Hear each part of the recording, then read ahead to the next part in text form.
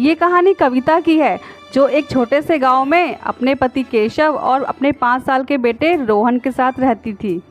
अरे सुनती हो जी, कहाँ हो? हाँ हाँ आती हूँ। क्या हुआ जी, बड़े खुश लग रहे हो? अरे खुशी की तो बात ही है, अपने सरपंच जी की बेटी का लगन जो हो रहा है, उन्होंने हमें भी अपने यहाँ आने का निमंत्रण दिया है, तो तैयार रहना। अरे वाह, पर इतने बड़े घर की शादी हो रही है तो हमें थोड़ा ठीक से ही चलना होगा ना? हाँ वो तो है ही, वहाँ शहर के भी बड़े बड़े लोग जो आएंगे। फिर तो वहाँ खाने के लिए भी बहुत कुछ होगा ना। चलो, अपना रोहन भी खुश हो जाएगा। हाँ सही कहा तुमने। कविता सरपंच के यहाँ शादी को लेकर बहुत उतावली हो जाती है। कुछ दिनों के बाद शादी वाला दिन भी आ गया। केशव कविता रोहन के साथ शादी में पहुंचा। यूँ तो पंडाल में एक से एक लजीज व्यंजन थे, मगर केशव और कविता की तो नज़र बस पालक पनीर के बर्तन पर ही टिकी हुई थी। जब खाने की शुरुआत हुई तो दोनों ने जमकर पालक पनीर खाया। छोटे रोहन ने भी पहली बार पालक पनीर का स्वाद चखा। असल में केशव की माली हालत बहुत ख़राब थी। ऐसी हालत में परिवार को 2 वक्त की रोटी भी मिल जाए तो वो एक बहुत बड़ी चुनौती थी। ऐसे में ये दावत उनके लिए किसी सौगात से कम नहीं थी। तीनों ने शादी की दावत में अच्छे से खाना खाया। अगले दिन सुबह, माँ मुझे वो खाना है। क्या बेटा, क्या खाना है मेरे बच्चे को? वही जो हमने कल खाया था, हरा हरा सा, जिसमें वो सफ़ेद सफ़ेद से डब्बे थे। अच्छा वो, मेरे लाल, उसे पालक पनीर कहते हैं। हाँ माँ, वही पागल पनीर, वही मुझे खाना है। हा हा हा, अरे मेरे लल्ला, ठीक है, मैं मेरे लल्ला के लिए पालक पनीर बना दूंगी। ठीक है माँ। हंसी हंसी में कविता ने रोहन से पालक पनीर बनाने का वादा तो कर दिया था, लेकिन अब वह खुद भी नहीं जानती थी कि वो ये करेगी कैसे। केशव एक छोटा किसान था। खेतों में कड़ी मेहनत करने के बाद जो भी फसल होती उसे वह बेचकर अपने परिवार का खर्चा जैसे तैसे उठा पाता था, और ये बात कविता अच्छे से जानती थी।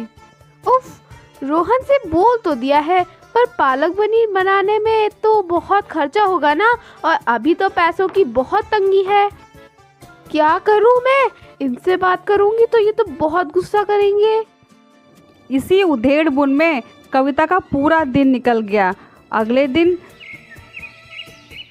सुबह उठते ही कविता को चिंता होने लगी, क्योंकि उसने केशव से तो पैसे मांगे ही नहीं थे और रोहन कल से ही पालक पनीर खाने की जिद कर रहा था।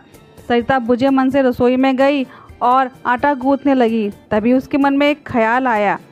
वो जल्दी से अपनी पड़ोसन शीला के खेत में गई और उसके खेत से पालक के पत्ते तोड़ लाई। फिर उसने आटे के चौकोर टुकड़े करके उन्हें अच्छे से पकाया। फिर उसे पालक में डालकर बिल्कुल पनीर की तरह ही सब्जी बना दी। अम्मा जल्दी लाओ ना, पागल पनीर अब तक बना नहीं क्या? बहुत तेज भूख लग रही है। हाँ बन गया बस। और फिर कविता सब्जी बनाकर छोटे रोहन को खाना परोसकर खिलाने लगती है। अरे वाह मम्मा, आज तो मजा ही आ गया। मासूम रोहन बिना कुछ सोचे बूझे ही बस खाना खाता गया, मगर कविता अंदर से बहुत दुखी थी, क्योंकि वो तो सच जानती थी। फिर उसी शाम, पापा, आपको पता है आज मैंने क्या बनाया है? क्या बनाए हो बेटा? माँ ने आज वो शादी वाला पागल पनीर बनाया है खाने में। क्या? अच्छा, उसे पालक पनीर कहते हैं। केशव रोहन की बात पर हंसा, पर वो हैरान भी था, क्योंकि वो जानता था कि पालक पनीर बनाने के लिए कविता पैसे कहाँ से लाई। उसने कविता को बुलाकर पूछा, कविता, रोहन बता रहा है कि आज तुमने पालक पनीर बनाया है। हाँ, मैं वो रोहन जिद कर रहा था तो हाँ हाँ, थोड़ा सा हमें भी चखा दो। कविता को कुछ समझ में नहीं आ रहा था कि वो केशव से क्या कहे। फिर उसने केशव के सामने वही सब्जी लाकर रख दी जिसमें पनीर की जगह आटे के चौकोर टुकड़े थे। सब्जी का पहला निवाला खाते ही केशव को सारी बात समझ में आ गई और वो बोला, अरे ये क्या, ये तो आटे के टुकड़े तुमने पालक में डाले हैं। और केशव उसी वक्त खाना छोड़कर घर से बाहर निकल जाता है। केशव के इस तरह के व्यवहार को देखकर कविता और ज़्यादा डर गई और रोने लगी। फिर कुछ देर के बाद केशव घर आया तो उसके हाथ में एक बड़ा सा थैला था और वो रोहन से बोला, रोहन, ओ बेटा रोहन, जल्दी से बता शाम को मेरा बेटा क्या खाएगा। मैं तो वही खाऊंगा जो माँ ने बनाया है, पागल पनीर। हाँ हाँ, मैं समझ गया। अब हम सब मिलकर असली वाला पालक पनीर खाएंगे। केशव के हाथ में पनीर, क्रीम और कई मसाले थे जो वो सारा सामान उधार लेकर आया था। उसने मुस्कुराते हुए सारा सामान कविता को थमा दिया और कहा, जाओ कविता, आज तुम असली वाला पालक पनीर बनाकर रोहन को खिलाओ। उस दिन कविता ने मेहनत की और सावधानी के साथ खूब अच्छा सा पालक पनीर बनाया। जब तक पालक पनीर तैयार हुआ तब तक केशव और रोहन दोनों रसोई में बैठकर कविता को बड़े ही ध्यान से पालक पनीर बनाते हुए देख रहे थे। जैसे ही कविता ने असली पालक पनीर दोनों को परोसा तो दोनों के चेहरे खुशी से खिल गए और वो बड़े ही चाव से उसे खाने लगे। माँ, ये वाला पागल पनीर तो शादी वाले से भी बहुत अच्छा है। सच में कविता, रोहन एकदम सही बोल रहा है। तुमने तो कमाल कर दिया। अब मुझे लगता है तुम्हारा ये पालक पनीर ही अब हमारी किस्मत बदल सकता है। जी, मैं कुछ समझी नहीं कि आप क्या कहना चाहते हो। देखो, मैं कई दिनों से खेती छोड़कर एक ढाबा खोलने की सोच रहा था। खेती की ज़मीन तो अपने पास है ही, एक छोटा सा ढाबा चलाने की सोच रहा था। लेकिन अच्छा खाना बनेगा कैसे जो लोगों को पसंद भी आए और अच्छा खाना बनाने के लिए मजदूरी भी ना देनी पड़े।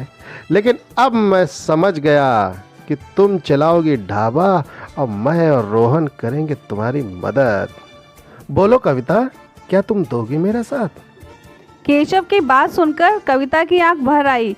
उसे खाना बनाने का शौक़ तो हमेशा से ही था, लेकिन पैसों की कमी के चलते वह अपने इस शौक़ को कभी आगे बढ़ा ही नहीं पाई। लेकिन अब उसका ये शौक़ उसकी कमाई का जरिया बनने वाला था। मुझे बहुत खुशी होगी आपके साथ ढाबा चलाने में। मैं आपका हमेशा साथ दूंगी। देखना कविता, हमारे भी अच्छे दिन जरूर ही आएंगे। कविता के ढाबे खोलने की बात सुनकर छोटा रोहन खुशी के मारे उछलने लगता है। अगले ही दिन से केशव ने बांस बल्ली की मदद से एक ढाबा बनाया। छोटा रोहन भी उसकी मदद करता रहा। फिर पूरी तरह साफ सफाई करने के बाद एक हफ्ते के अंदर ही ढाबा बनकर तैयार हो गया। देखो कविता, मैंने और रोहन ने मिलकर हमारा ढाबा तैयार कर लिया है। अब तो इसे तुम ही को संभालना है। शुरुआत के लिए केशव को थोड़े पैसे का कर्ज लेना पड़ा, लेकिन कविता की मेहनत और लगन ने वो कर दिखाया जिसकी केशव ने उम्मीद लगाई थी। कविता के हाथ का बनाया हुआ पालक पनीर लोगों के सर चढ़कर बोल रहा था। कुछ ही दिनों में कविता का ढाबा एक बड़ा रेस्टोरेंट बन जाता है जिसमें उसके हाथ का बनाया हुआ पालक पनीर खाने वालों की भीड़ लगी ही रहती है। वाह भाई वाह, वाह भाई वाह, इससे पहले मैंने ऐसा पालक पनीर कभी नहीं खाया। ये स्वाद गजब गजब है भाई, कसम से। किसने बनाया है? वैसे कोई खास कारीगर है क्या आपके पास? जी हाँ, है ना। वही इस ढाबे की असली मालकिन भी है और वो मेरी पत्नी कविता, उसी ने बनाया है ये सब कुछ। अरे वाह, बहुत बढ़िया बात है। तो फिर ठीक है, अगले महीने मेरे घर में दावत है। दावत के खाने का पूरा ऑर्डर आपका। बस इतना बताओ कि एडवांस कितना देना है। अरे आपका बहुत बहुत शुक्रिया साहब, लेकिन खाने में क्या बनाना है पहले ये तो बताइए। भाई अपनी तो बिल्कुल एक ही ऐसी ही डिमांड है पालक पनीर की, बाकी आप सब देख लेना। करीब 250 लोगों की दावत है, ये काम निपटा लो, फिर एक और काम है आपसे। जी वो क्या? वो क्या है ना जी, मेरा बेटा इंटरनेट पर हुनरमंद लोगों का वीडियो बनाकर डालता है और मुझे पूरा विश्वास है कि आपके ढाबे का वीडियो इंटरनेट पर ज़रूर धमाल मचा देगा। लेकिन ये लीजिए आप पैसे एडवांस के। तो तय रहा कि आप हमारे यहाँ दावत पर खाना बनाएंगे। सेठ केशव को दावत में खाना बनाने के लिए कुछ रुपए एडवांस में पकड़ा देता है और वो रुपए लेकर केशव कविता के पास जाकर कहता है, देखो कविता, तुम्हारी मेहनत रंग ला रही है। सेठ जी ने तुम्हें उनके यहाँ दावत में खाना बनाने के लिए पैसा एडवांस में भी दे दिए। मैं तो बहुत खुश हूँ जी, सच में इस पालक पनीर ने हमारी सोई हुई किस्मत जगा दी। कविता के बनाए पालक पनीर और उसके ढाबे को अब एक नई पहचान मिलने जा रही थी। देखते ही देखते कविता ने अपने गांव में एक बड़ा सा मकान बनवा लिया और केशव कविता अपनी ज़िंदगी अपने बेटे के साथ खुशी खुशी बिताने लगे। तो दोस्तों, आपको हमारी ये कहानी कैसी लगी हमें कमेंट करके ज़रूर बताइएगा और इस तरह की कहानी देखने के लिए हमारे चैनल को सब्सक्राइब करें। धन्यवाद।